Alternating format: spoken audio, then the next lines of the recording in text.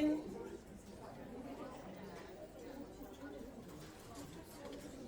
Are we all feeling all right? Yeah. Good, because you feeling all right makes me feel all right.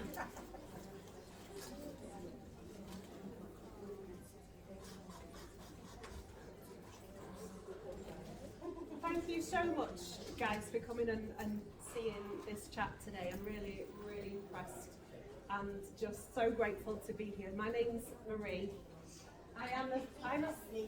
I will project my voice. Is that better? I have a performing arts background, darling. So I will project. So I'm a psychic healer and soul ignitionist. And that basically means that I ignite the souls of beautiful souls like yourselves to find soul purpose and through intuition using divinity like mediumship and tarot. And what I've come to learn on my journey is that spirituality, the path of being spiritual, goes beautifully alongside the path of healing. So first things first, if I do curse at any point, I do apologise. It is not through malice, it's through complete passion. I'm a Scorpio at the end of the day, and I have a fiery Scorpios in the house. Yeah, so I'm a Scorpio. I'm a New Yorkshire girl, so it's kind of ingrained. Just go with it. It's not meant to offend. I want to just begin with the idea of what is witchcraft, because throughout my journey, I have faced a lot of judgment. I have been, I'm not going to say banished, but that sounds really deep. No, I've been rejected from things like this, but not in this capacity. So I've been rejected from using buildings because of the idea of witchcraft. I have been tormented in the streets because I have opened up about my belief when somebody else is forcing theirs. I have been victimized by groups of women, again, forcing religion. So there's this whole thing about witchcraft. What is witchcraft? The first thing. And the witchcraft is whatever you want it to be. What is witchcraft? Let's just break this down, because for me, witchcraft is dancing in my kitchen. It's dancing in my garden with my daughter. It's putting herbs in my food. It's using different herbs to create tinctures to heal. It is seeing through the third eye. It is using my tarot. It is doing mediumship. All of these things are witchcraft. Let's do this, right? Because what was that term originally brought for? Because when we go back in time to the days of the witch trials, it wasn't witchcraft that created scarcity and fear in a village. It was the patriarchy. It was the patriarchy that created and instilled fear in the villagers by saying these things, right? It was the fear of women, not midwives, not healers, not psychics. It was the fear of women in power. That was the fear. So that's what we're talking about when we talk about witchcraft. Witchcraft is anything you want it to be. But there's also this beautiful duality where witchcraft sits on the line of the science, like science and spirituality merge so beautifully, right? It merges so beautifully. So it doesn't really matter what you call it. This is your journey.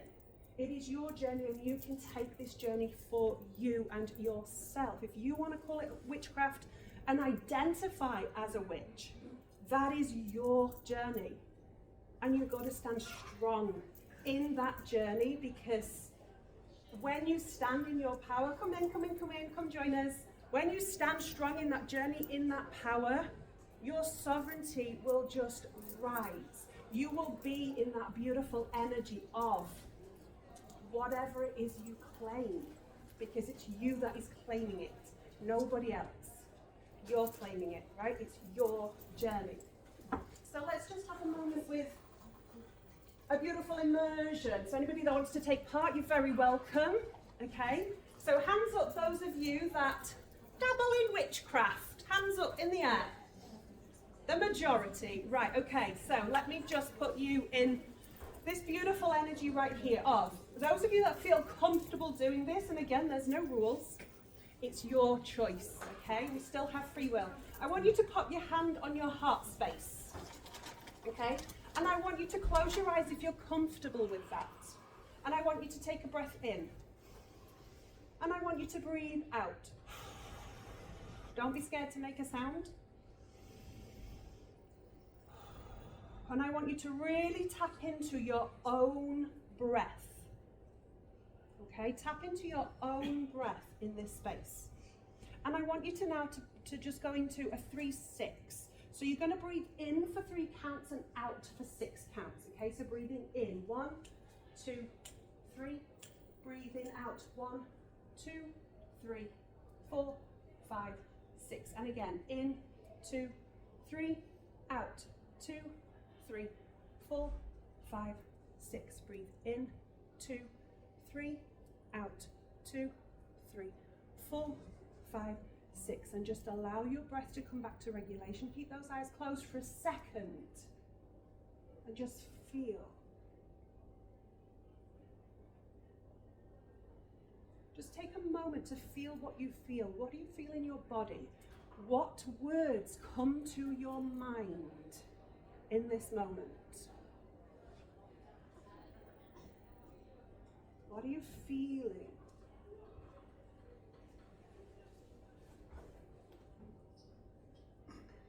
And if I asked you the question, what do I need to hear today? What's the answer for you?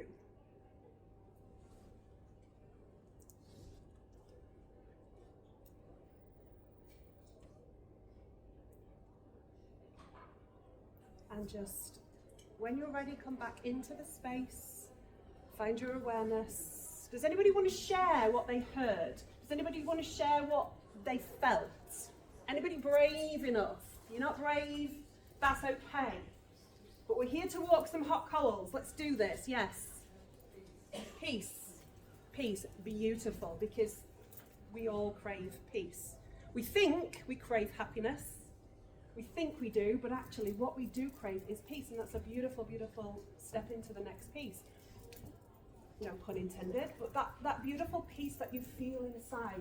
If you heard anything or felt anything in that moment, that was you tapping into your intuition. If all you felt in that moment was peace, that was you tapping into your intuition, your inner power, your magic, and if you want to say, your witchcraft, right? So those of you that said you'd never dabbled in witchcraft, you can't say that now when you leave this room.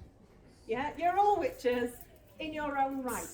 You're all dabbling in witchcraft, okay? It just depends what you want to call it, and that's okay because it is your path, right? It's nobody else's.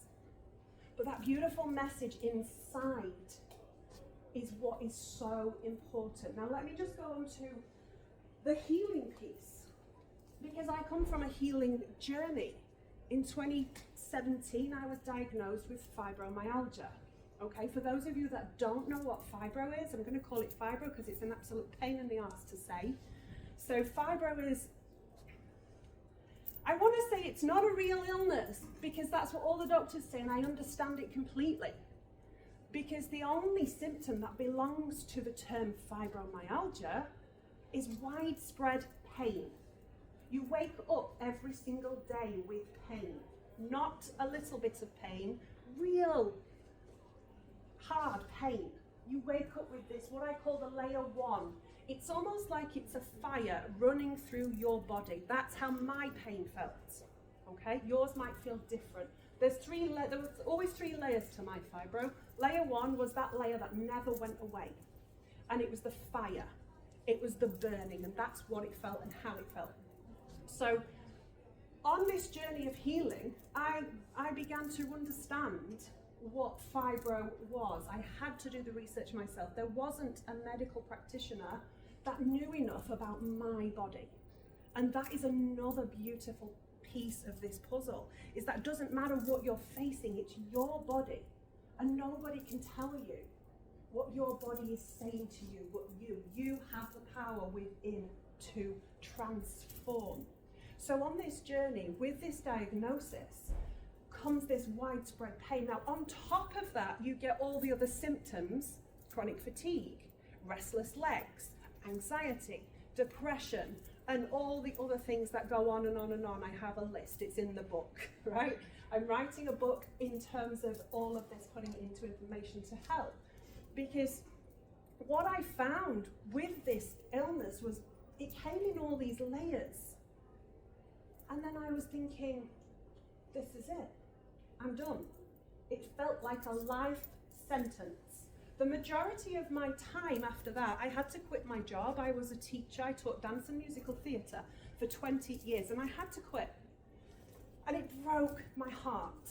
But it wasn't the dancing that caused the pain. It was the stress of the hierarchy. It was the stress of the system, the educational system. If any of you in here are in that educational system, the NHS system, or the government system, you will know exactly what I'm talking about. It's a hierarchy we cannot change. We have to go with their flow instead of creating ours. So in this job, I was in management, I was managing a whole team.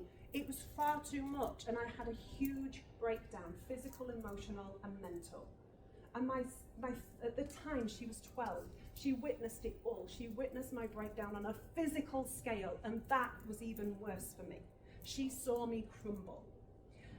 And it wasn't until that breakdown, and I'm not a person that believes you have to break down to break through. You don't. You can break through regardless.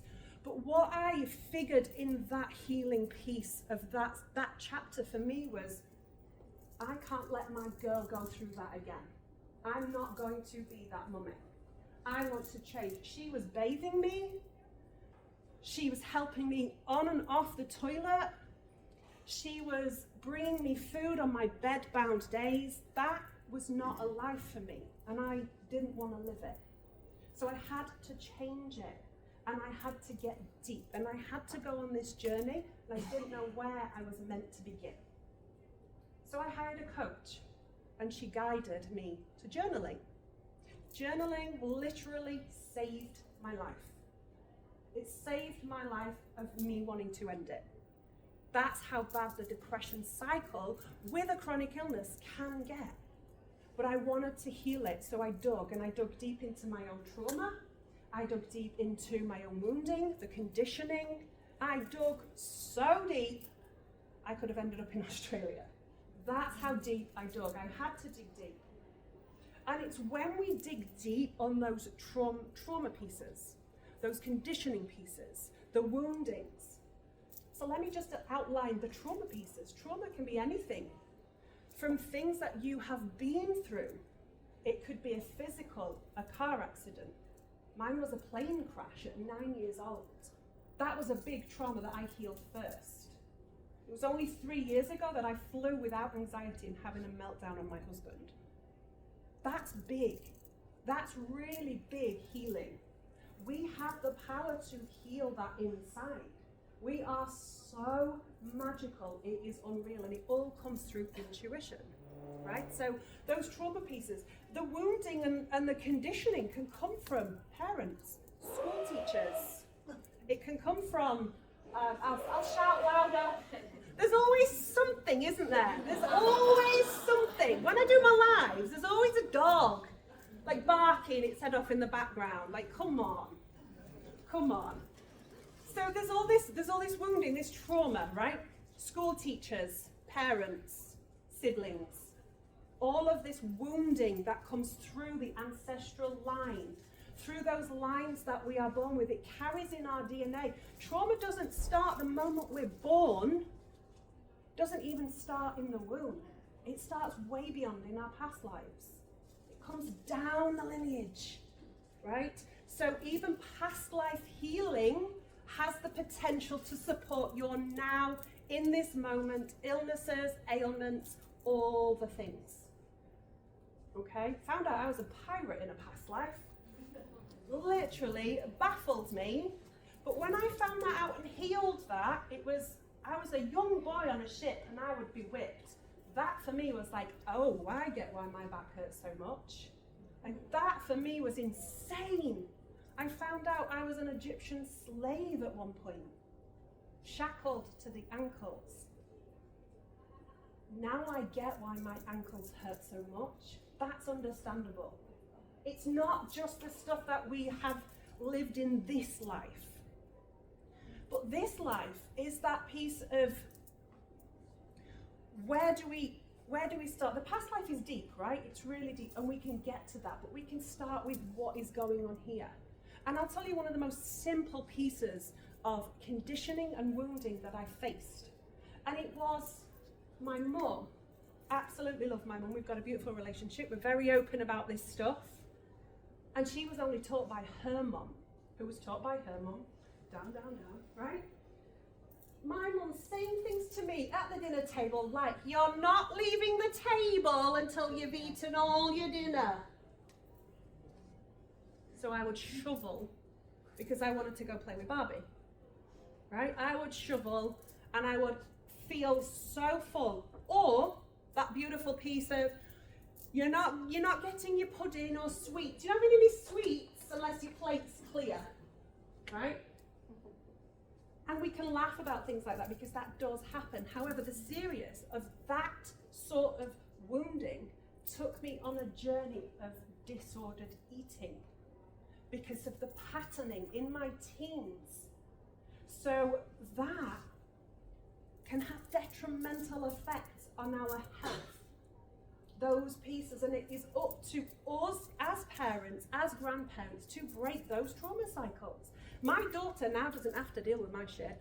She doesn't got to deal with any of that because that's mine. I broke that cycle and it's done. I broke that cycle. She now has freedom.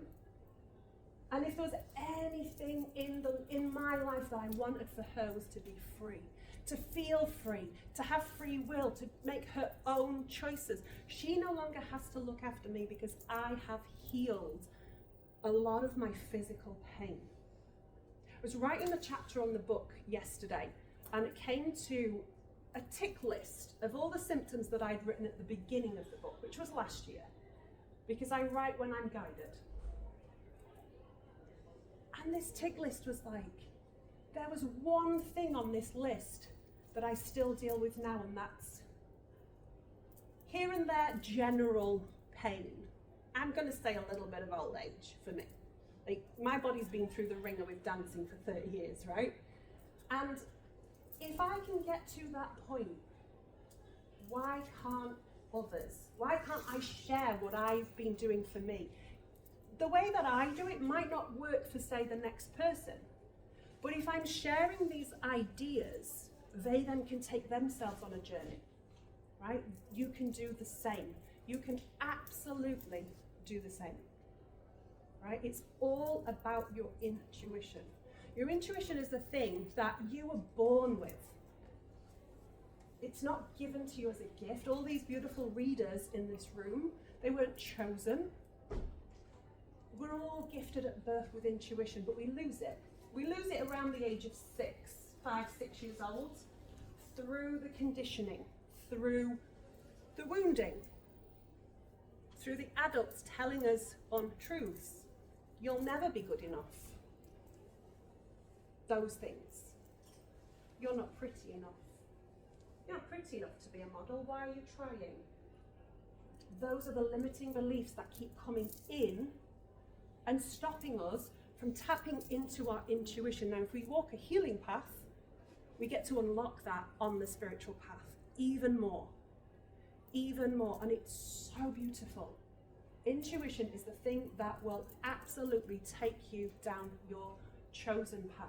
It will lead you to your purpose, your own identity, right? There was a lady out here today said, can I just ask you a personal question? You look so striking. How did you find yourself? It's like, you should have seen me yesterday in my Shrek onesie. Like, it is what it is for me. It's not, I don't have an identity that I stick to every day. I know who I am inside, and I share that in whatever way and energy I want to in that day. Doesn't matter what I wear, because it's not what I wear that is important. It's the energy I come with. And when you learn to love yourself so deeply through your healing path, through your spiritual path, you will then learn to love others. How many of us get triggered by other people? Hands up, don't be shy. My husband does my nut. He really does, yeah? He really does. He does my nut. But I love, he's my soulmate. He's my soulmate, right? He has his ways. And I'm going to tell you a little bit of a side note, because this is how fun my household is. But this is the energy, right? It's like, I ask him, in my fibro pain, I need more help. And the thing with my husband is, I have to be really fucking clear with him. Like, so clear in my words. And I get that now. I didn't. Because how many of us, ladies, especially, have often thought our husbands are psychic? Right? Hands up. Let's just see that. He should know that I need help with the housework. He should know that the dogs need letting out, right? We get to this idea of thinking they're psychic, right? But they're really not. They're really not. And we have to be the ones communicating that. Now, we learn to communicate better when we love ourselves deeply. We just do. It's so gorgeous. And we get to hold space for them in their triggers. That doesn't say that bad behavior is allowed, because we also get to put boundaries in place as well. We get to have very strong boundaries, right? Really strong boundaries. But let me tell you, when I asked him for help, I need more help, please can you hoover? What does he do? He's an engineer by trade. He has a very logistical brain. So he buys a robot hoover.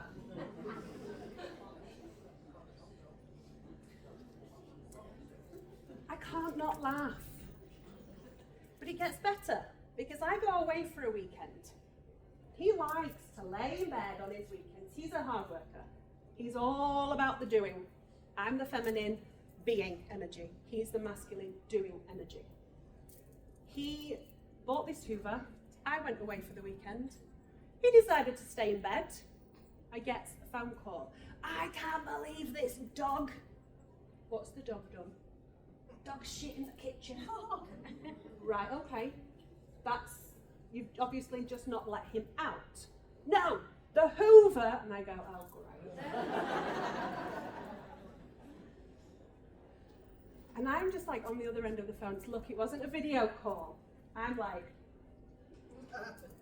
what's the dog done? He basically had to take the whole hoover apart and clean it. And clean the whole kitchen. Lucky it didn't go into the living room. And I go, well, that's your karma, right? That's your karma. But in that moment of that beautiful communication of me saying, I need help, he was thinking, I need to help her. What can I do so I don't have... I mean, it's brilliant, really, right? But he thinks he's so clever. Like, that's the energy. And then this happens, right? This happens. And he just goes, you and your spiritual shit. I go, what? Because he's a skeptic as well. So the journey has been tricky. The healing journey has been tricky along the spiritual path. He's quite a skeptic. He's not so much now. He now tells me when he sees angel numbers. But I let him do that. I don't force it. Because that's another thing with the spiritual path, right? The witchcraft. You can't force it on others. Because the beliefs we hold, the values that are within our system, are our values. And as long as we stand strong in those values and are not forcing them out, because it's an internal process, that is the key to a beautiful spiritual path. I know a lot of spiritual people, beautiful people, absolutely on the path for the right reason. But I also know a lot of people who claim to be spiritual on the path for the wrong reasons, right? When you're on a spiritual path, This is a byproduct. And that's part of the healing process. You heal your money wounds. That is phenomenal. Like, I'm still doing that because I got some money crap down there, like deep, right? My mum used to send me to the amusements on holiday with £1. Make it last all day because you're not getting any more. Okay. And then she'd get cross with me 6 hours later. Where have you been? I've been making my pound last. Because that's what I was told to do. How do you make a pound last all day? You go on the penny machine for 6 hours. That's what you do. And you're just regurgitating pennies after pennies after pennies, playing with the same 3 spinny circle things with the images on. My childhood all over. But that's what happens is you get told something, you act on that, and then it sets in. So what I realized not long ago was I hoard money. But I also hoarded a lot of other things, like clothes, like jewelry, like books, all things. So it's those conditioned pieces that have taken me down this beautiful healing path through the witchcraft modalities. So let's just have a bit of a gander into those modalities. So the modalities for me, first thing was the intuition.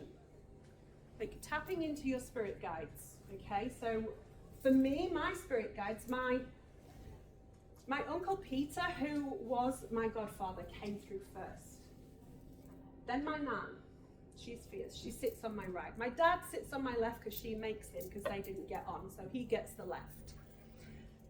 And they are my 3 central guides. But I also have a guide that looks a little bit like, if you've seen Moana, Maui, right? He looks like him. He comes in like Tibetan, Hawaiian vibes, tattoos. He's big. He's a big energy. He wiped the floor with me when he came in. He took my energy, put me in bed. Ascension, right? For those of you that have been through Ascension, it can wipe you out in that way. Another guide is coming in, and he's a dragon. It's great fun. It's a great fun energy. But when I tap into my guides, my intuition, some people in the science world would call it the quantum field, right? Some people in the spiritual world will call it higher self, higher consciousness. I call it witchcraft. It's my intuition, my magic that's coming through all of those beautiful guidance pieces. But I give them names, and they come through in identity so that I have the ability to take on whatever it is they're saying to me in a way that makes more sense for me. You don't have to do that. You do what you choose. But I love that energy, right? I love that energy. So intuition, one of the strangest things that I was guided to do on my ankles. I write down when I'm being channeled through. When my guides come through, I write down. And I'm writing cabbage leaves, thinking, what is it about cabbage leaves? And my guides asked me to wrap my ankles in aloe vera with cabbage leaves and cling film them, just for the night. And I was like, I don't get it. And they were like, you're not supposed to get it. It's this back and forth conversation. I'm like, but why? Just do it. Just do it. Keep it simple, just do it. So I did it. Then I researched cabbage leaves. I knew aloe vera was healing. I'd always known that for a while. Cabbage leaves, they have healing qualities. Who knew? Right? Who knew that cabbage leaves had healing qualities? And it really helped support my ankles in that moment. Did it cure them? No. But it supported them in that moment. And it's a fascinating piece of information that I got. And I will never forget that. I'm like, this is so cool. So cool. But what are the other modalities that people have seen as witchcraft over the years? Meditation. Meditation is one of the most beautiful pieces of divinity that you can tap into your higher self, to your intuition.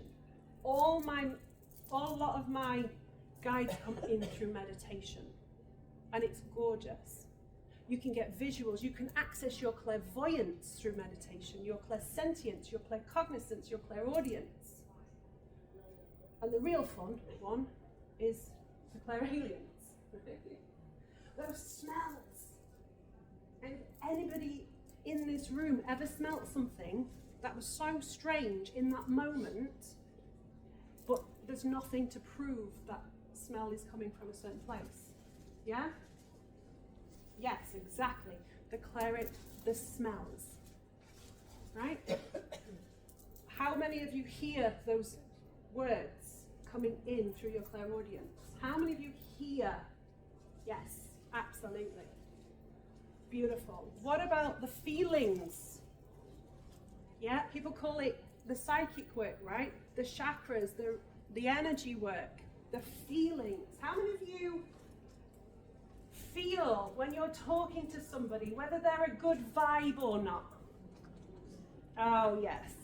Yes, yes, yes. And this is how we know, right? So what about that knowing? How many of you in this room have that claircognizance? The knowing. Not as many, though. And I can absolutely bet you that more of you have it than what you know. It's just that you don't trust yourself enough. Yes, I love that you're nodding so much. Yes, yes, yes. You get it, don't you? It's the trust. The trust is so hard, isn't it? It took me years to get to that. The trust is hard. And do you know why the trust is hard? Because of all the limiting beliefs. I can't do that. You're not good enough. You'll never amount to anything. And when you walk a healing path as a spiritual soul, you open up to receive so much more. That path has the ability to merge and cross so seamlessly, like this. It's like, what am I seeing right now? The DNA strands, right? The DNA strands. Because there is also a science to this. Let me take you back. You grab a drink because my throat's like, oh. You watch, I'll choke on this and you'll all laugh and then. Couldn't write it. Oh wow. Manifested that. It's energy, isn't it? Thank you. Excuse me.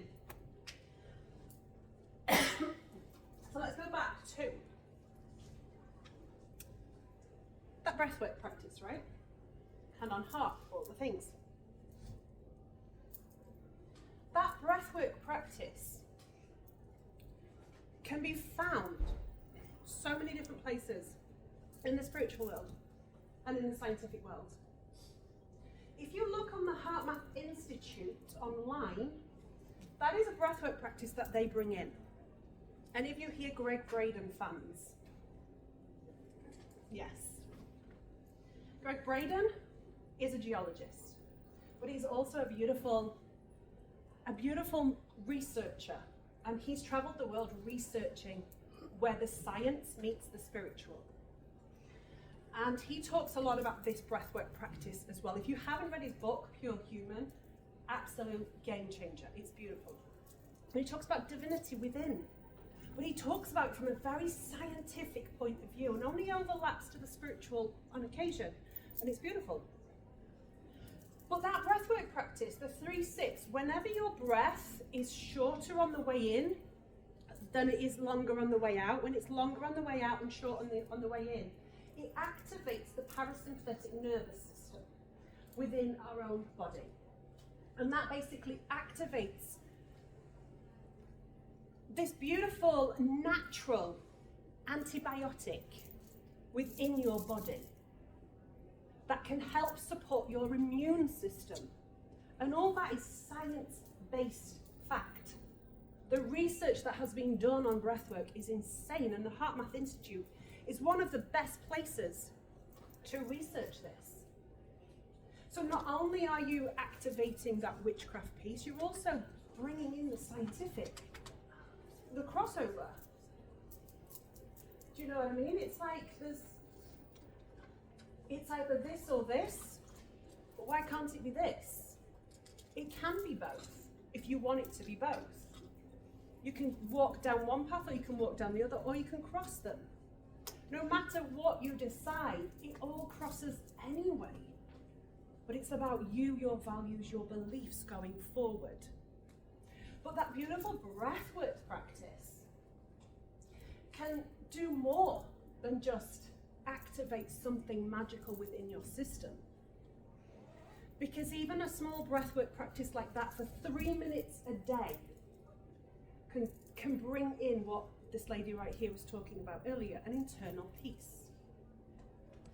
An internal peace that supports your nervous system regulation. Because our nervous systems are the things that are keeping us held back, for sure. Fight or flight. In the last week, how many of you have hit fight or flight mode? I have. I'm transferring my business from one platform to another, and I don't do tech. Can't stand it, and it's not because I don't like it or love it. It's not my zone of genius, so it flips my nervous system, right? How many of you have been cross at your kids in the last week? Nervous system, right? Somebody said something or done something. I witnessed a horrible road rage incident last week. I was like, this man is crazy. He was like flipping and shouting, and it was like, you're all gonna get there.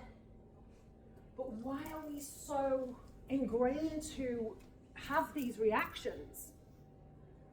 And it's the emotions that we feel in that moment where our nervous system goes off is not the cause of what we're feeling at that time. The emotions in that moment, the person, the event, the circumstance, that is just a trigger. It's almost like a light switch, right? It switches the light on or off. That's it. But what happens is we're triggered to a past moment where we felt this emotion before. So it's not that event, that circumstance, that person that is making us feel a certain way in that moment, angry, cross, frustrated. It is this event, this thing, past trauma, past wounding, past whatever it is that was brought to us as a child when we didn't know how to regulate our emotions. We'll talk about the plane crash. My mum, my dad and brother were on that plane with me. When we landed, the plane was on fire. We went down the chutes. We never spoke of it again. My dad never flew again. Never spoke of that again. I didn't process that emotion. Where did that go? It went into my system and stayed there. And then through the teens, well, we all know what teen energy is like. We get more trauma, we find the love of our life, right? He goes off and does all his cheating and all the things and becomes a little bit narcissistic. Then that's another piece, right? Step, step, step, step. We're stacking trauma. We lose somebody we love. The grief creeps in. We don't deal with it. It's stacking trauma, stack, stack, stack, stack. And it's becoming heavy in our system. At some point, that trauma is going to have to go somewhere. And for me, it came out as a chronic illness. It came out through my physical system in physical pain. It had nowhere else to go. It was like, holy crap, girl, you've got no more room. Let's shift it. The weight piled on, the pain got worse, all of these things, and then something had to be done because the pain was just unmanageable. Unmanageable, but we have that beautiful power within to shift that pain, right? We have that beautiful power. Okay. Let's just have a feel. Energy, right? On a scale of 1 to 10, rate your energy right now in this room. 10 being a really good vibration. 0 being not so great. Rate your energy. So let's see. Anybody at a 1, 2, 3, 4, 5. 5. Okay, good. 5, 6, 7, 8, 9, 10. Okay, let's see. That's gorgeous. Those of you at the 5, That's what I call the boredom line. When you're at that boredom line, and it's not because you're bored, right? It's just that line of, I don't know which way to go. That becomes your job then to lift that vibration. How do we lift vibration? We get into good energy. So consider the people that you surround yourself with. Consider the rooms that you stand in, sit in, share. Because if you're sat in a women's circle on a Friday night talking crap about the neighbours, your vibe's going to go like this, right? If you're in a job that doesn't serve your soul, that is not lighting you up from the inside out, your vibe is going to do this, right? And that's when the healing is needed more than ever, right? More than ever, absolutely, without a doubt. For some reason, I'm very, very drawn to you, my lovely. Are you open to me to just have a moment with you? Yeah? This lady in the pink, sorry, behind you. Yeah. But you have the most beautiful eyes. It's drawing me in. Okay, I'm just going to sort of sit with your energy a little bit. What number were you on the scale? 6. So you're getting there. It's like this. Okay. So there is this energy with you. I feel a little chaotic, to be fair. Like chaos. The word chaos comes in. Your friend's laughing. She's like, she's just hit the nail on the head. Your life, the image I get, I don't know if it's like the Matrix film or something, where he's stood in the middle and everybody's rushing, like at the side of you, yeah? You can just confirm by saying yes or no. Don't be scared to say no, because it might not hit for you. There's a lot of energy here. But there's this chaos. Is it kids? Kids are chaotic. But I want to say up here, your mind is chaotic, which makes your soul chaotic, right? That's what I'm feeling. Do you have anxiety? Yes, because my palpitations right now, thank you very much, Spirit, take that off. We love that. This beautiful energy of sharing, so I can feel your anxiety. Is there health anxiety in that? Mm-hmm. Yep. So there's health anxiety, so you're worried about something. Yeah, I'm not going to open it up, don't worry. But there's definite worries.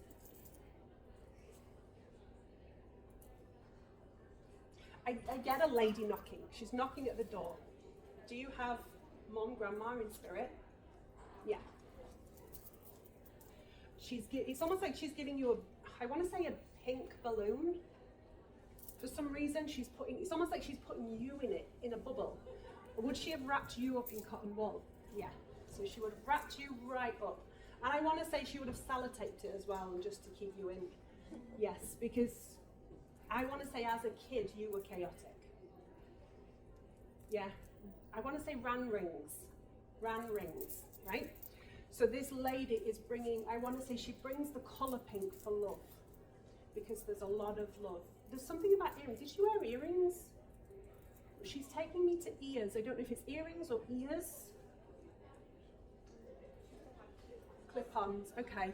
My thumbs are doing this on the back. It's like easy peasy. She's talking about an easy life. Okay, so she's talking about, I want to say she would have had conversations about keeping things easy. Letting things go. Would she have said that? Let things go. And I also want to say if there was a fight to be had, she would have been at the front line. I want to say there's something about the top of a hill. It's almost like she races to the top of the hill. Don't worry if it doesn't come in, it might come in later, right? But she's racing to the top of the hill. It's almost like she's racing home. I feel like she would have been the one at your beck and call. Yeah, that's the energy that I'm feeling with her. She's got a bit of feist, but she's got more love than anything. It's like ha. She brings me the smell of lavender and also the flower, and she places that with you. I want to say that's a calming energy that she's putting around you. Is there something else purple that's significant for you? Because she's showing me lots of different purples. Yeah, she's showing me, it's like lots. lots and lots and lots. She's just sort of going lots and lots and lots. But your energy is chaotic because you're not focusing on you. She says, look her in the eye when you say that. Look her in the eye and don't break it. She's very intense, but in a loving way, right? She's very intense. Did she wear a headscarf or a scarf of some sort? Yeah. Okay, it's just confirmation. She's just bringing you confirmation. Beautiful. Do you cry alone a lot? It's got to stop. It's got to stop. Okay, beautiful. It's got to stop. You've got friends. Okay, and if in doubt, find somebody who can support you further. Does that make sense? This chaos is not how life is meant to live.